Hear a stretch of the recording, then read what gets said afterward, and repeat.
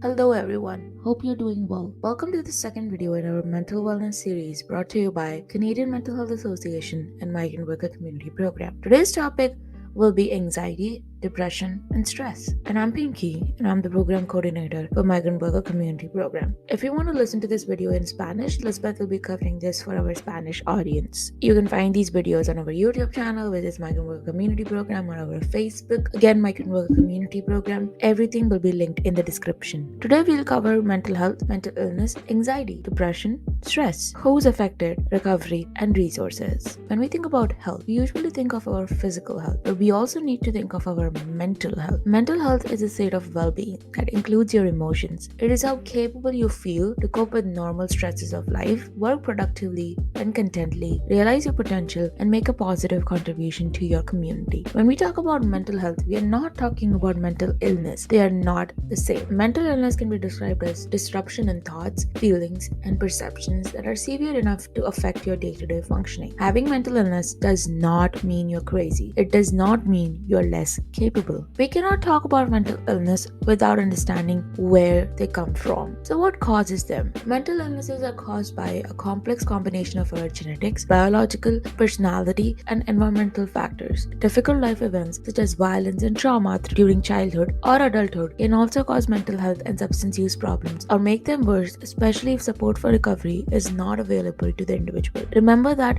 having a mental illness is not your fault. It is not in your control. Whether we have a mental illness or not, we need to practice how to maintain good mental health. So what is good mental health then? Good mental health is when we are not just surviving but thriving in our everyday life. It is about enjoying life, having a sense of purpose, and being able to manage life's highs and lows. This does not mean we are happy all the time, just that we have learned how to deal with our emotions in a healthy way. What are some components of good mental health now that we have discussed good mental health? A sense of purpose, feeling connected to others, enjoying life through its ups and downs, strong relationships, having a good sense of self, coping well with stress. Mental health is on a continuum. You will not always be happy or always be sad at all times.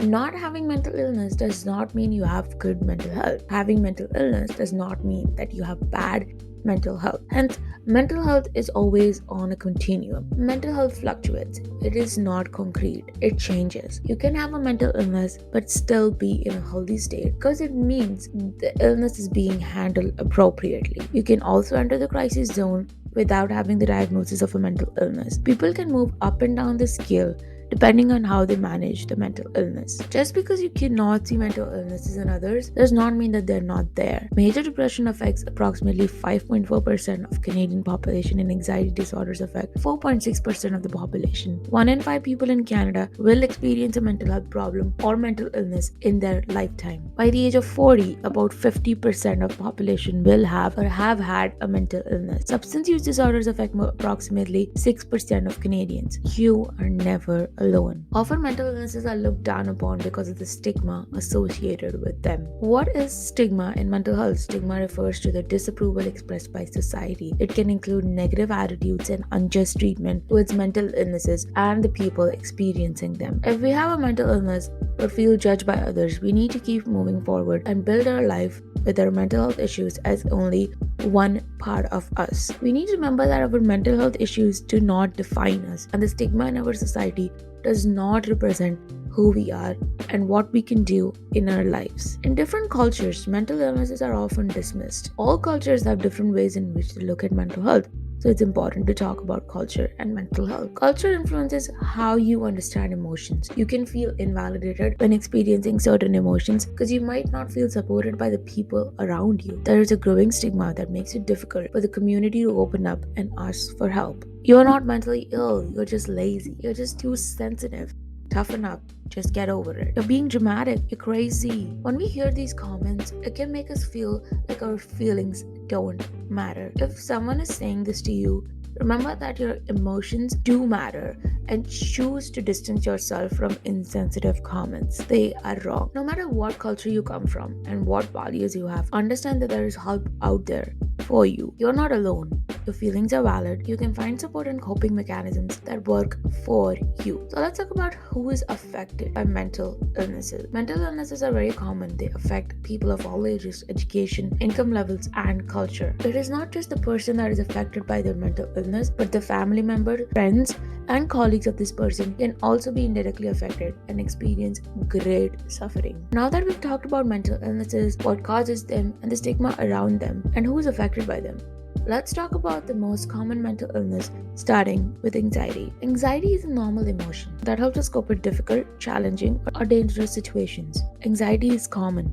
There are times when we all feel worried, anxious, uptight, or stressed. Some common signs of anxiety can be feeling restless, wound up, or on edge, being easily fatigued, having difficulty concentrating, mind going blank, being irritable, having muscle tension, difficulty controlling feelings of worry, having sleeping problems, falling or staying asleep, restlessness, or unsatisfying sleep. Anxiety becomes a problem when it starts affecting your everyday life, including work, school, family relationships, friendships, or social life. It's an issue when it stops you from enjoying your normal life, and it stops you from feeling like you have control over your life. Another common mental illness aside from anxiety is depression. Depression involves the experience of being in a constant state of low mood that lasts for 2 weeks or more. Some common signs for depression can be possible mood swings, a sense of sorrow or despair, tension in your body, lack of interest, lack of energy, loss of interest, loss of pleasure in activities you used to enjoy, feelings of hopelessness, worthlessness, and guilt. Although stress is not a mental illness, it is still important to understand because long-term stress can lead to mental illnesses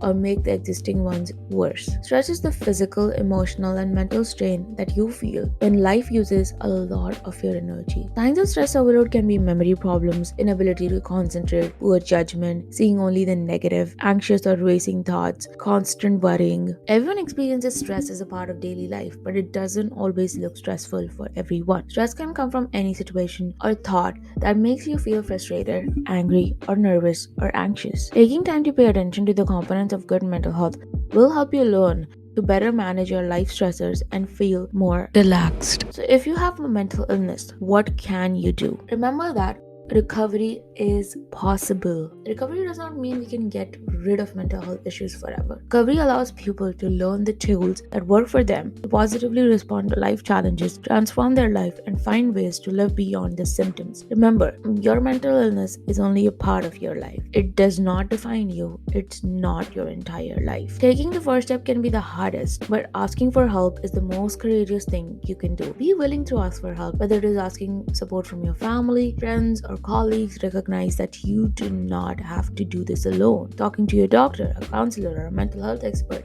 is key in identifying what mental illness you may be experiencing. You are never alone. Remember that mental health is a continuum. It does not look the same for everyone. It's a day-by-day process. It's okay not to be okay.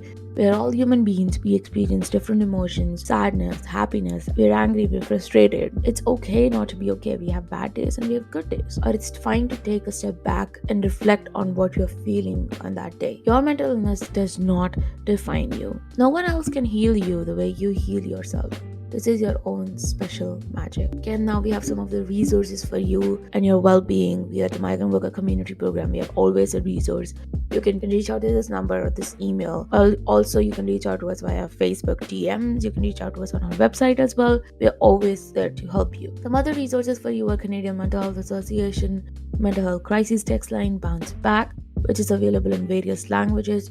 COVID-19 Steps to Justice if you're looking for some resources related to vaccine or COVID. Windsor Essex County Health Unit. Community Crisis Center is a 24-hour crisis telephone line. There's also walk-in, and they also have follow-up crisis counseling and referrals. Canadian Mental Health Association, again, they're available on site at various workplaces, provides information and referral to resources, one-on-one confidential counseling, mental health and well-being workshops. You can download the Hub Connect app on your smartphone. Information about local resources for healthcare, food, community events, health and safety is all over there.